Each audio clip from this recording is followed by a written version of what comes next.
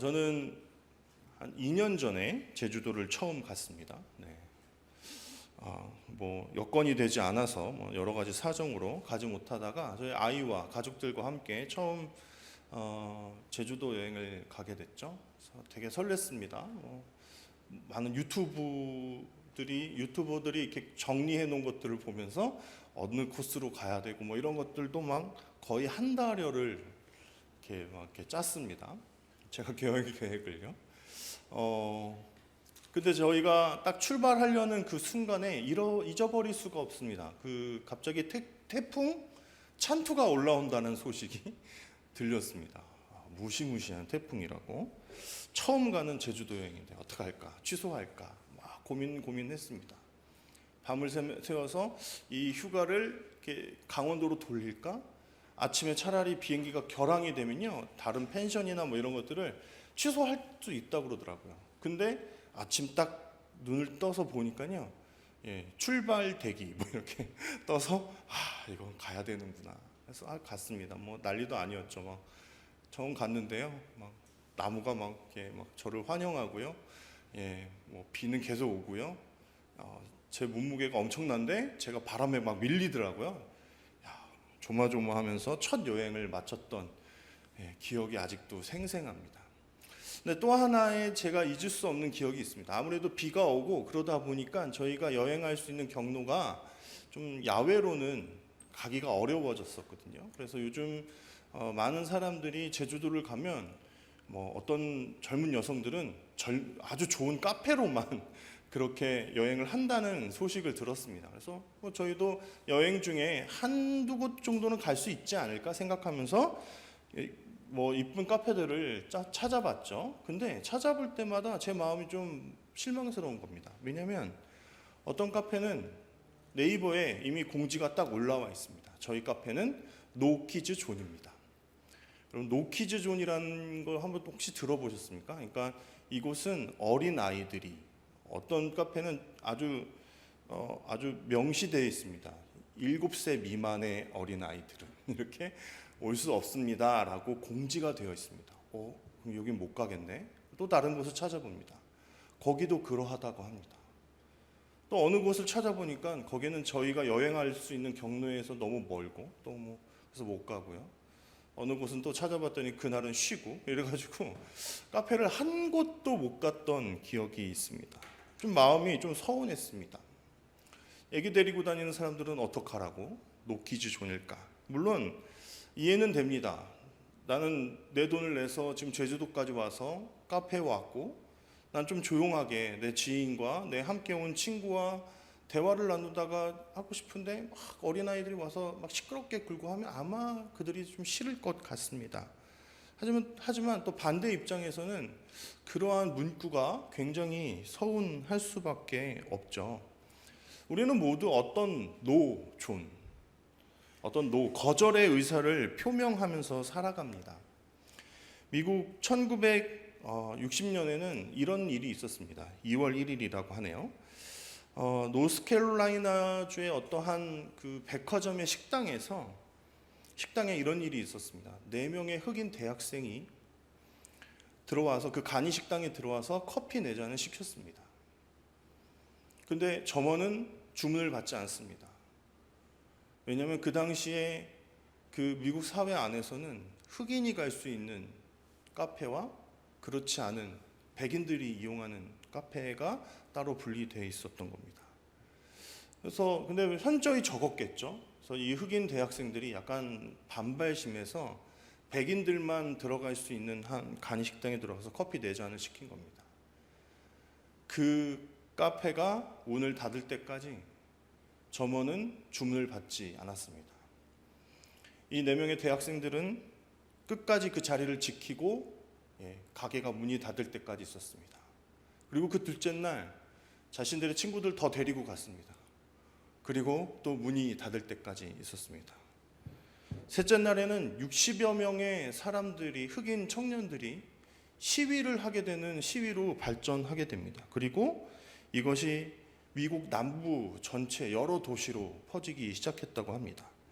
그냥 식당에 앉아 있었던 굉장히 평범한 일인데 이것이 그 미국 역사에 기록되어질 만큼 영향력이 있었던 사건이라고 합니다. 미디어는 이 사건을 아주 간단한 말로 표기합니다. 앉아있기. 앉아있기만 했는데도 그들은 계속 거절을 당했던 것입니다. 우리 안에도 이런 노가 있지 않습니까? 우리 인생에, 우리 자신에 저 사람은 안 돼. 저런 부류는 안 돼.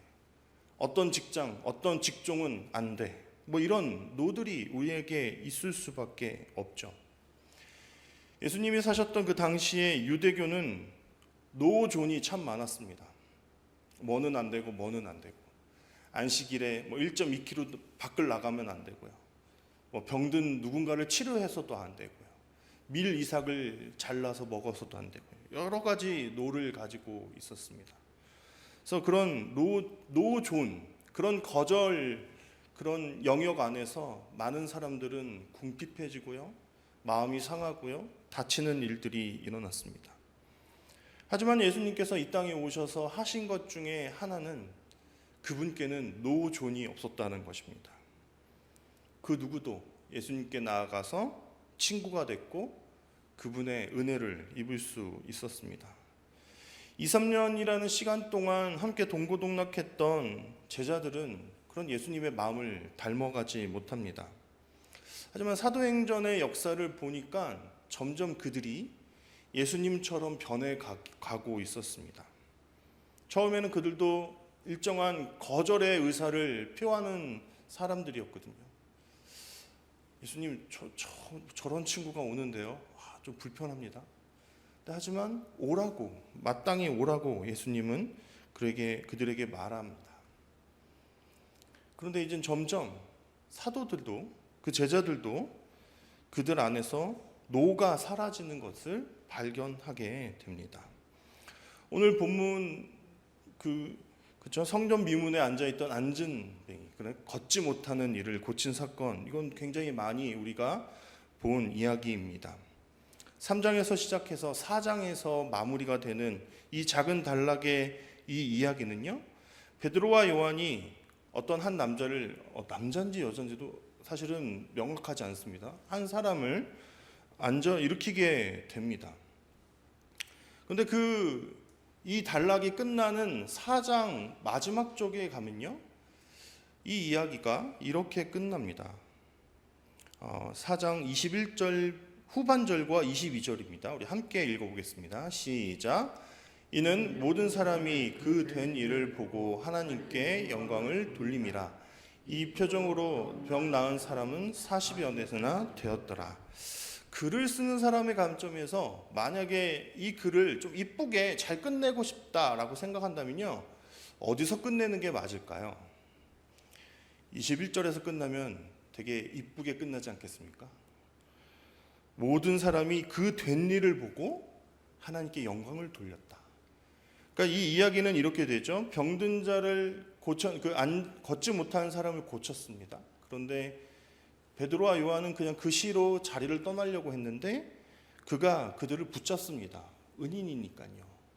근데 그것으로 말미암아 어떤 한 소요가 일어납니다. 솔로몬 행각이라고 하는 곳에서 베드로와 요한이 설교를 하게 됐거든요. 그 일이 더 커져서 이들이 공회로 끌려가게 됩니다. 거기에는 종교 지도자들이 있죠. 바로 예수님을 십자가에 못 박았던 당사자들이 있는 곳입니다. 근데 그들이 십자가에 못 박았던 사람의 이름으로 그를 일으켰고요, 또 설교했습니다. 그래서 이러한 소요가 있었던 중에 이 모든 일로 말미암아 그들이 하나님께 영광을 돌렸다. 이렇게 끝나면 이 본문이 되게 멋있습니다. 하나님께 영광을 돌렸구나. 근데 굳이 하나의 사족을 붙입니다. 그 고침을 받은 사람이 나이가 약 40여 세가 되었다고요. 그러니까 이렇게 굳이 안 붙여도 될 것 같은, 안 궁금한데 붙여주는 이 작은 부분에서는 우리가 어떤 생각해 보아야 될 부분들이 있다고 생각합니다. 첫 번째는 이 사람의 장애가 40년이나 지속되었다고 암묵적으로 나타내고 있는 거죠. 모두에게 포기되어진 상태, 그러한 질병, 그러한 장애, 누구도 손 쓸 수 없고요. 손을 써야 되는지 안 써야 되는지도 모르는 어떠한 문제입니다. 의학기술이 현격하게 발전되었다고 이야기할 수 있는 오늘날에도 이 정도의 장애는요, 어떤 시도조차 하지 않는 것이 마땅하죠. 그런데 그러한 사람이 병 고침을 받는 일이, 그 장애가 치유되는 일이 일어난 것입니다. 그러니 이것이 얼마나 큰 이슈가 되겠습니까? 또 하나는 역으로 그의 인생을 추적해 가보면요, 그는 40년 동안이나 외톨이로 살았다라는 겁니다. 미문에서 그냥 구걸이나 하면서. 이가 태어날 때는 당연히 유대교인에 속할 사람이겠죠. 유대인이니까요. 그런데 유대교법 안에서도 그는 외톨이일 수밖에 없습니다. 원래 하나님께서 율법을 주실 때 약자들을, 그러니까 고아, 과부, 이방인과 같은 그런 약자들을 잘 보살피라는 하나님의 뜻이 있었습니다. 하지만 시간이 지나면서 후대에 와서는 이러한 생각들이 좀 무너집니다. 아무래도 침략당하고, 그렇죠? 이방 민족에게 유린당했던 역사들이 있다 보니까 자신들이 율법을 더 든든하게 세우고, 그리고 유대 사회의 존속과 안녕을 위해서 어떤 규칙들을 만들어가다 보니까 어떤 생각들이 바뀌어가기 시작합니다. 장애와 질병을 가진 사람들에 대해서 보호하고 이렇게 보살펴야 되는 사람들로 여긴 것이 아니라 그들은 공동체의 해가 되는 존재들. 그래서 어떻게 규정하냐면 저들은 저 자신의 죄 아니면 부모의 죄로 인해서 저러한 질병을 안고 있는 사람이다라고 치부해 버리는 그러한 상태의 그 사회가 이르렀습니다. 그러니 이 사람이 얼마나 많은 그런 시간들을 외톨이로, 사회적으로 그리고 종교적으로 외톨이로 지내왔겠습니까? 그런데 그를 베드로와 요한이 예수 그리스도의 이름으로 일으킨 것입니다. 근데 이 일으킴은 그냥 단순히 이 사람이 질병에서 나았다라는 것이 아니라 그가 다시 사회로 들어갈 수 있는 어떠한 은혜를 베푼 것이 되는 거죠. 그리고 마지막으로는 이 사람이 40여 세가 됐다. 이 사람은 자기 의지가 있고요.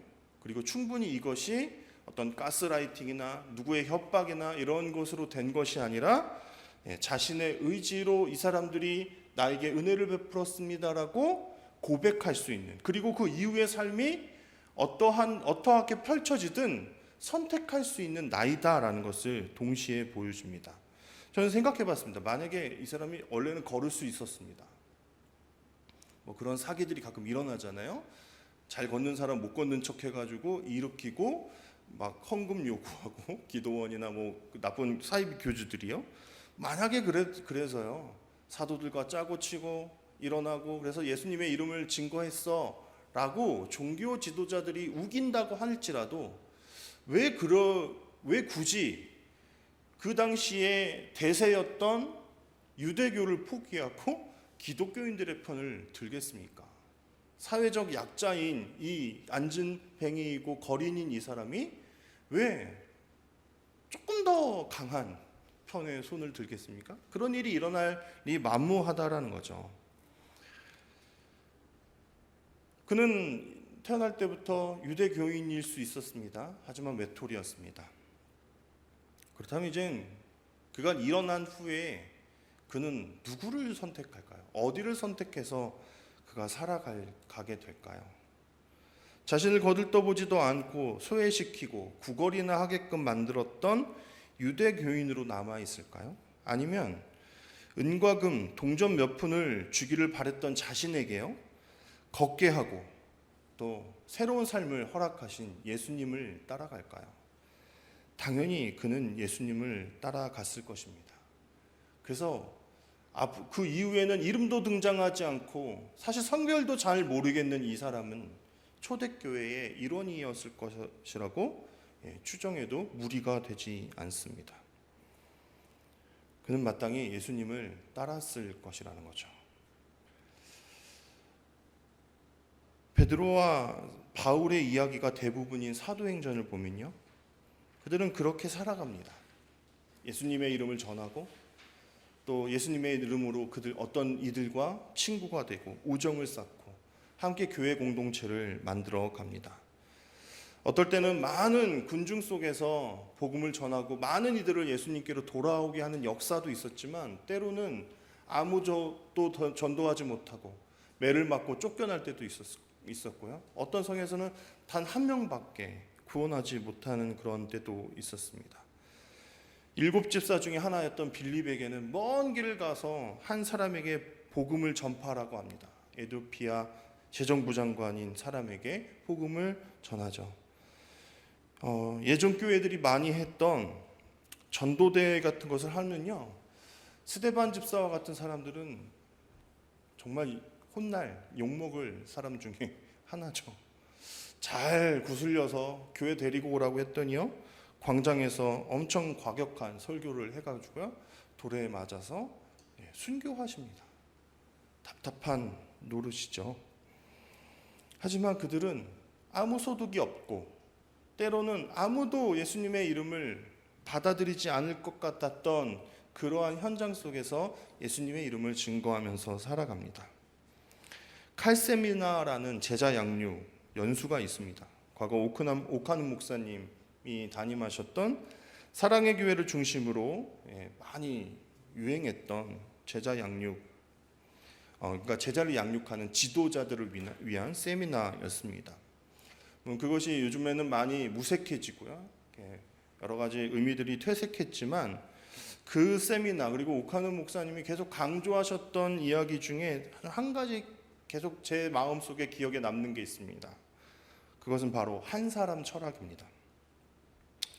이것은 어떤 한 사람을 많은 교인 중에 하나로 보는 것이 아니라 그 한 사람 한 사람을 하나님이 사랑하시는 한 존재로 보려고 노력하는 그러한 철학이었습니다.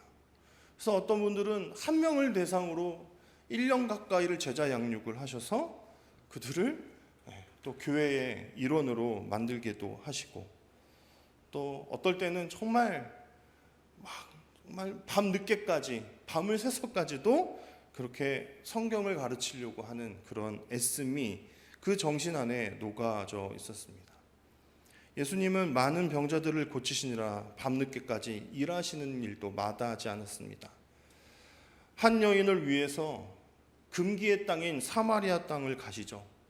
그리고 군대 귀신이 들린 사람을 위해서 이방 땅인 거라사 지방에 가시기도 합니다.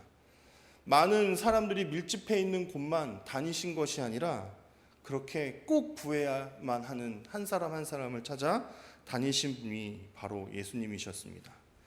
베드로와 요한은 날마다 성전 미문을 지나갔을 겁니다. 왜냐하면 그 당시에 유대교인들은 하루에 3번 기도합니다. 그러니까 이것이 첫날은 아니었을 겁니다. 왜냐하면 베드로와 요한도 평생 유대교인으로 살았거든요. 그러니까 그들이 얼마나 많은 순간 그 미문을 지나갔을까요? 그리고 아주 은연중에 알았을 것입니다. 거기는 아주 시그니처처럼 앉아있는 한 거린이 있다는 것을 그들은 분명히 알았을 겁니다. 수도 없이 그 문을 지나다니던 어느 날, 베드로와 요한이 그 걷지 못하는 거린을 주목하여 봤다고 합니다.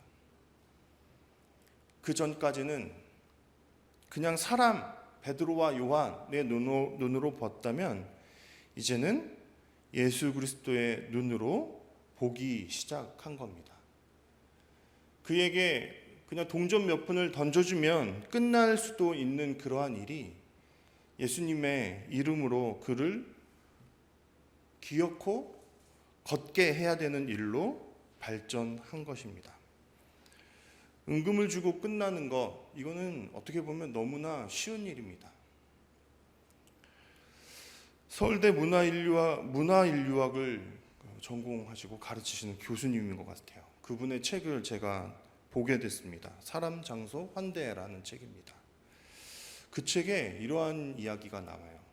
우리가 쉽게 자선으로 사람의 어떤 우리의 이웃이나 타인들에 대해서 의무를 했다라고 생각할 수 있다라고 해요.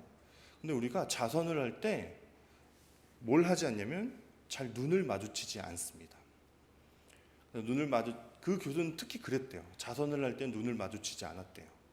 왜? 눈을 마주치면 뭔가 친밀한 어떤 행동을 해야 될 것 같으니까 그러지 못했던 겁니다.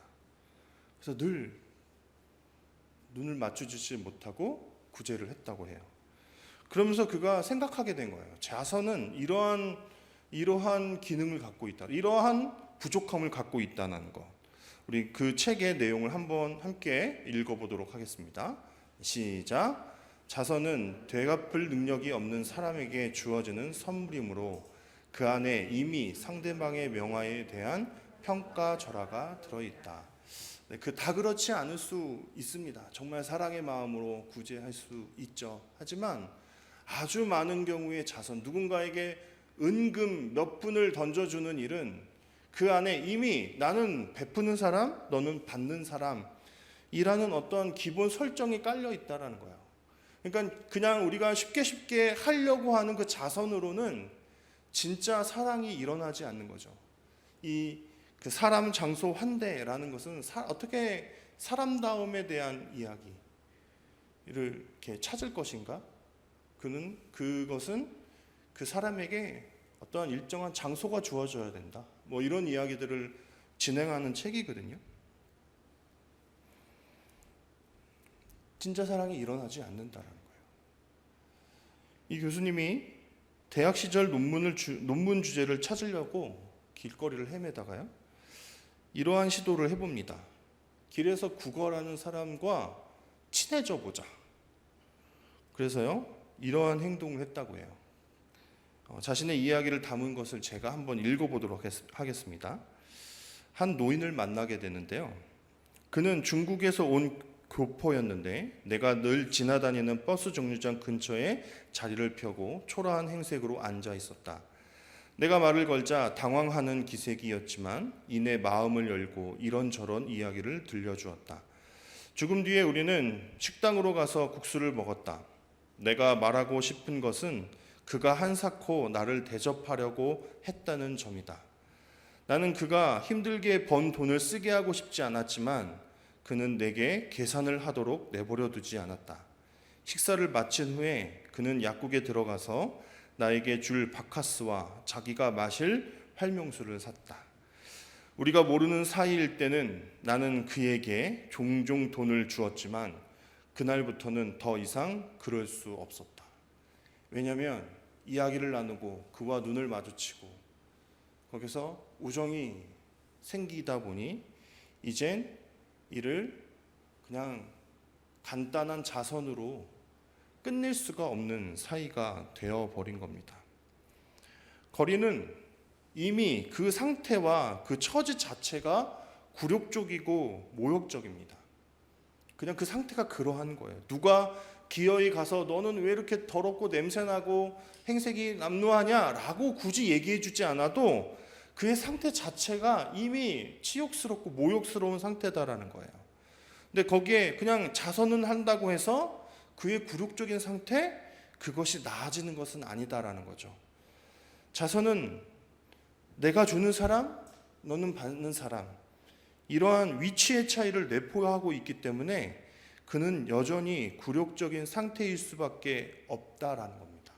그러니까 우리가 간단하게 은금을 주고 끝내는 일, 그러니까 베드로와 요한이 그 사람에게 은금을 주고 그렇게 끝냈다면 그냥 그 두 사람은 여전히 그 한 사람이 치욕스럽고 모욕적인 상태로 둘 수밖에 없는 그러한 일을 하는 사람일 수밖에 없었다는 거예요. 하지만 주님의 시선은 어떻습니까? 기어이 그 모욕적인 상태, 병이 있고 아픔이 있고 상처가 있는 그 상태로부터 끄집어내고 싶어 하시는 것이 주님의 마음 아닙니까? 그냥 대강대강 잘 살아. 그냥 예수님 잘 몰라도 성공하면 되지 라고 하나님을 믿는 사람들 중에도 자기 자녀를 그렇게 키우는 분들이 많습니다. 목사님, 우리 자녀 뭐 했어요? 병원 뭐 이렇게 어디에 취직했어요. 감사해요. 기도해 주셔서. 저는 사실 기도를 안 했습니다. 어떤 분들은 몰랐어요. 그분이 자녀가 있는지도 몰랐고, 네. 제가 그걸 위해서 기도해야 됐는지도 몰랐어요. 그런데 그냥 인사치레로 그냥 어떻게 보면 자랑하고 싶으신 거죠. 그래서 그런 인사들을 저에게 합니다. 아, 네. 감사한 일이네요. 근데 저는 꼭 기어이 한마디를 물어봤었습니다. 어떻게 아드님 교회는 잘 다녀요? 뭐 이런. 아유, 그거 다 좋은데 그걸 안 해요. 그러한 일들을 이야기합니다. 그러면 큰일 난 거 아닙니까? 그에게 은금은 충분한데 여전히 하나님을 모르는, 예수님과 소통하지 못하는 그런 비참한 죄 상태에 있다면 그것은 굉장히 큰일 날 일이 아닐까 하는 생각을 저는 그때마다 했었습니다.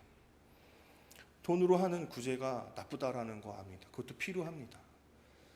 어떤 시스템이 있어서 너무 좋은 프로그램들이 교회 안에 있어서 세상으로 물질이 흘러가고 어떤 봉사가 아주 의무적으로 흘러가게끔 하는 거 나쁘지 않습니다. 하지만 어떤 시스템과 어떤 형식에 갇혀서 정말 들여다보아야 되는 이 세상의 아픔을 교회가 품지 못하고 신자가 품지 못한다면 정말 우리는 예수님의 시선을 닮아가고 그분을 쫓아가는 삶을 살고 있는 것인가 하는 생각을 해보게 되었습니다. 예수님 그냥 구제를 베푸신 것이 아닙니다. 예수님 그냥 단순히 어떤 문제를 해결하시고 끝난 것이 아니라 그들의 친구가 되시고 또 그들 곁에서 함께 호흡하시면서 그들의 아픔을 하나하나 만지신 분이셨습니다. 여러분 곁에 누가 있으면 안 됩니까? 누가 곁에 오시면 여러분들은 거부 반응이 드십니까? 위기 청소년들을 대상으로 목회하시는 한 젊은 목사님은 한 교회에서 사역하실 때 어떻게 하다가 그 주변에 비행 청소년들이죠. 지금은 그렇게 표현 안 한다고 합니다. 위기의 청소년이라고 하죠.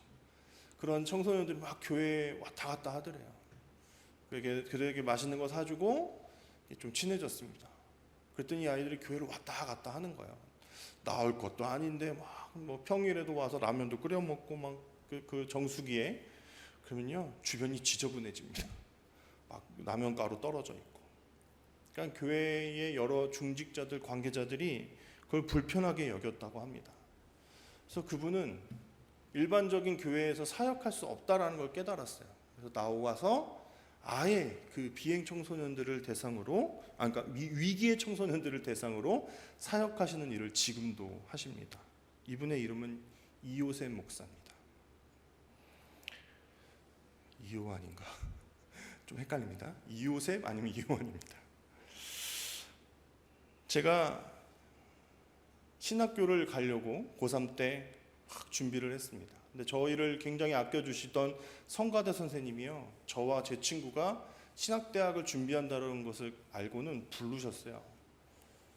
그리고 아주 단호한 말씀으로, 저희 부모님도 그 누구도 그렇게 말씀하시는데 그분만 저한테 뭐라고 얘기하셨냐면 신학대학 가지 말고 일반 대학 가라고 얘기하셨어요. 그것도 고2 때 하신 것도 아니고 고3 때요. 왜 내가 가겠다는데, 신학교 가겠다는데 말리는 사람은 처음이셨습니다. 그분의 이야기는 그랬어요.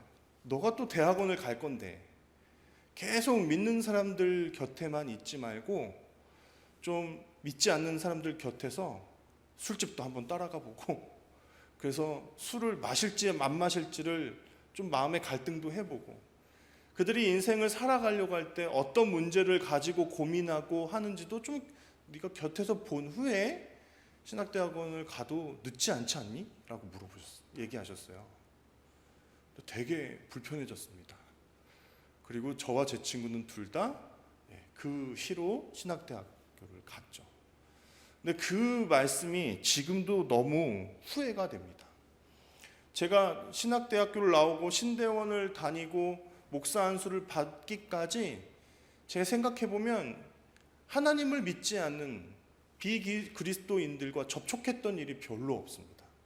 늘 하나님을 믿는 사람들 곁에서 그들과 어울려서 그들과 아주 익숙한 대화들을 하는 것을 즐겨 했죠. 제가 딱 기억에 남는 것은 군대 제대한 후에 저희 동기들과 저와 바로 한 달 차이가 나는 선임들과 함께 만나서 술자리에 갔던 것밖에 없습니다. 물론 저는 술 마시지 않았죠. 왜냐면 마시지 않아도 얼굴이 빨갛기 때문에 마신 줄 압니다.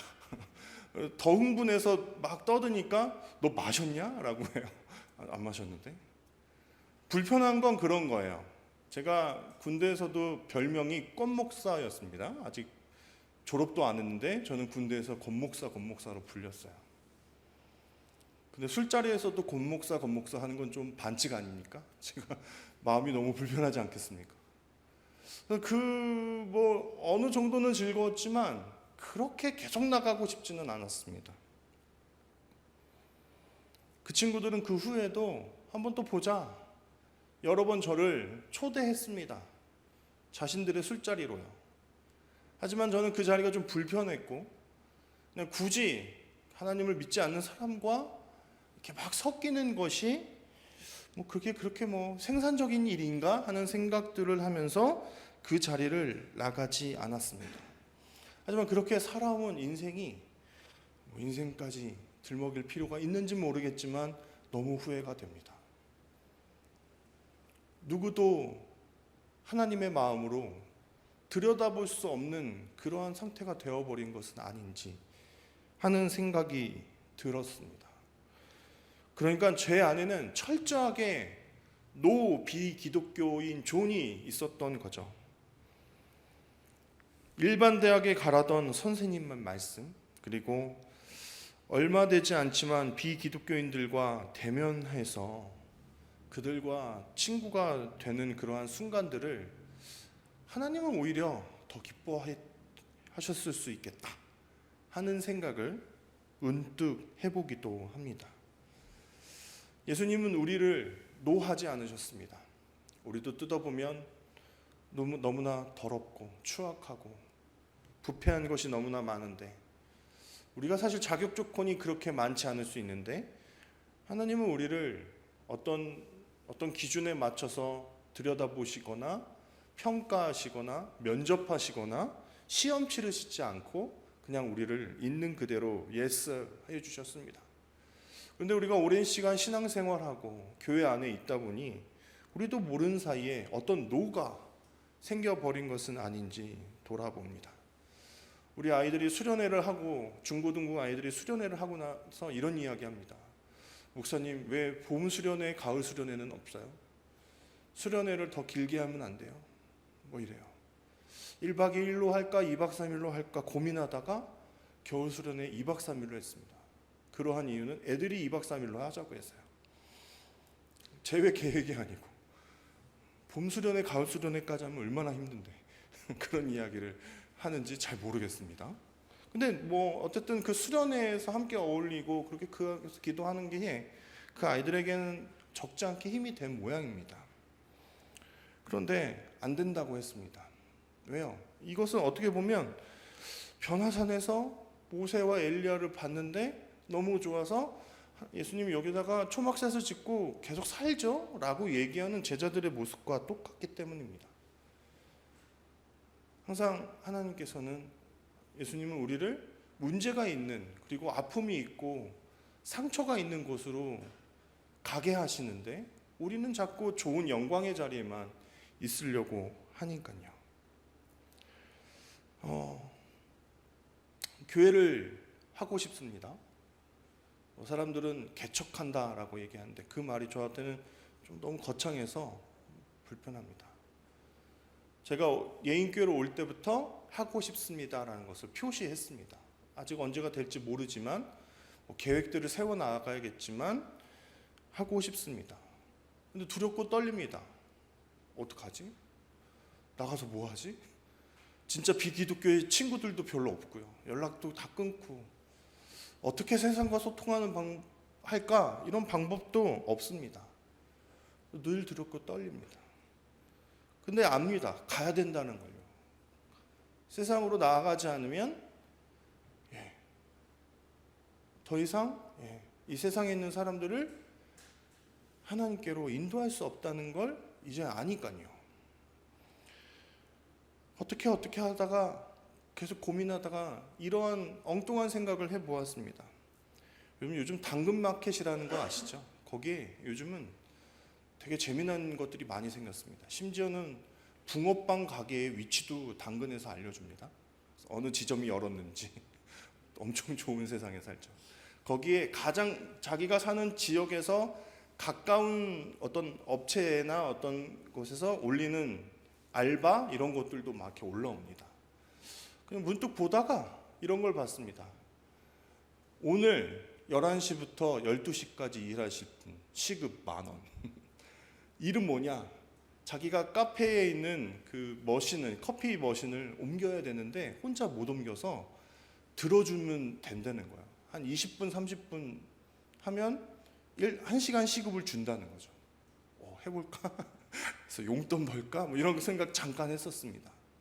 그리고 그 생각 끝에 이러한 생각도 해보았습니다.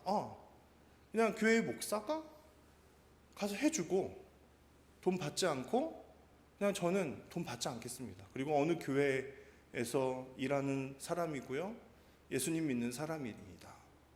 그런 이야기들을 그냥 던질 수만 있다면. 그리고 그래 감사합니다. 그래서 좋은 인식들을 그냥 심어주고요. 그리고 세상에 있는 사람들과 그렇게 하나하나 친구가 되어가면 어떨까.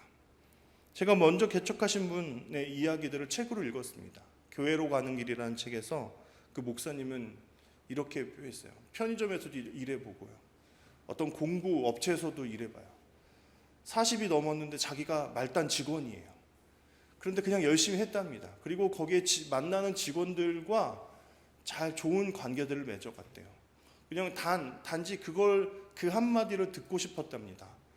교회 목사이고 하나님을 믿는 사람인데 너희가 아는 것처럼 그렇게 막 나쁜 사람은 아니고 그냥 그들에게 좋은 형으로 기억되고 싶었다고요.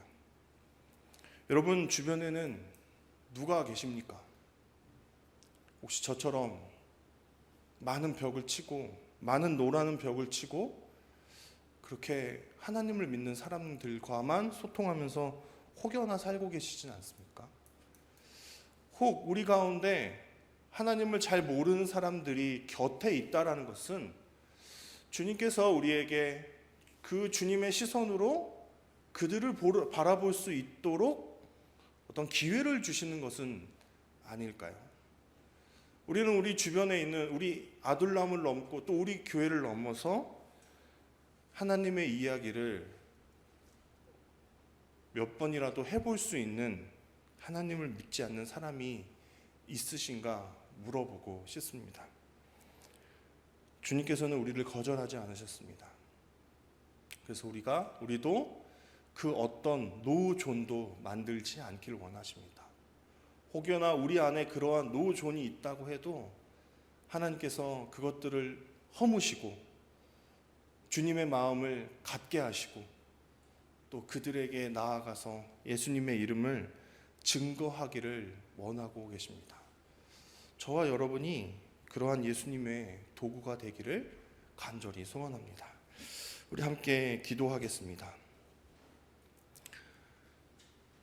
하나님은 우리를 먼저 이 땅에서 부르셨습니다.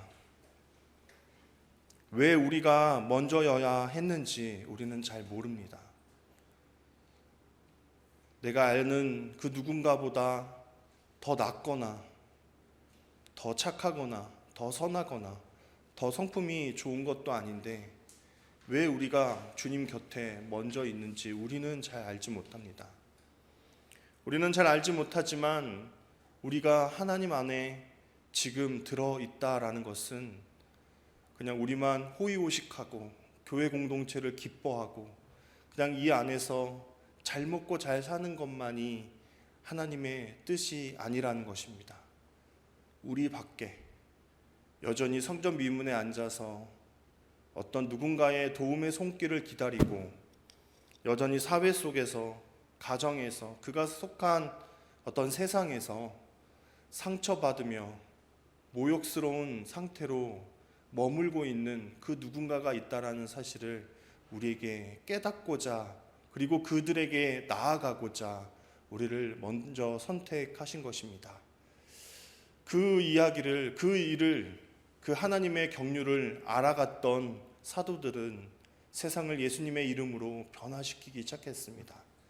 하지만 우리는 우리 곁에 있는 그 누구도 변화시키지 못하는 삶을 살고 있는 것은 아닌지 오늘 이 시간 다시 돌아보게 하시고, 주님, 우리의 시선을 돌려 우리 주변에 있는, 또 세상에서 소외당하고 아프고 고통받고 있는 그 누군가에게 찾아가는 발걸음을 만들어내도록 인도하여 주옵소서. 이 모든 것 예수님의 이름으로 기도합니다.